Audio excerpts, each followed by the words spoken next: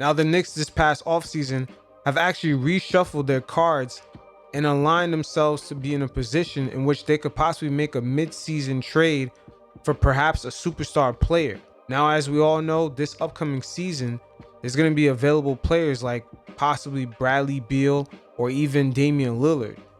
But like I said before, the Knicks have reshuffled things around to actually put themselves in a position to perhaps go after these guys.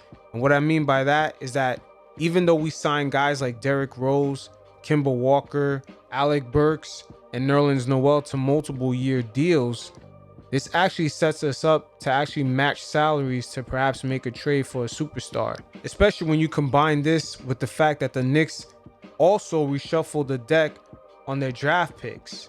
I mean, if you look at our future draft picks, we have a future first in 2022 from Charlotte. We have our own first, and then we have a second round pick from Charlotte and our own. And then in 2023, we have Dallas first pick and we have our own. And then in 2023, we also have 4 second round draft picks. So we have a lot of assets to move around in case we make a trade for a superstar. The only bad thing I would say about this, and it doesn't have to be Dame exactly or Bradley Beal, but I'm just saying, just know the acquisition cost of a superstar today is very high. And that's due to the Jrue Holiday trade in which the Pelicans were able to get 3 first-round picks out of it.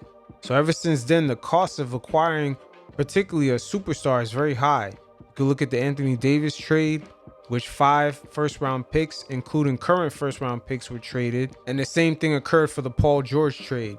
So the cost of acquiring a superstar today is very high. And when you look at all the draft picks the Knicks could possibly give away and a player or two who can match the salary, you also got to look at some of the young assets that we already have on the team, like RJ Barrett, Quickly, perhaps Grimes, or even Knox. Some of those guys may be pieces that have to go along with some of these first round picks that we have, and some of the guys that we have that are already on our roster with high salaries, like perhaps a Derrick Rose who's locked in for a few years, or Alec Burks, or Nerlens Noel.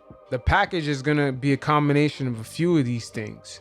And I know a lot of the fan base doesn't want to hear that RJ Barrett would have to go to get perhaps a guy like Dame, but you'll be a fool not to think so. Because right now the leverage is on the side of the teams that have the superstars.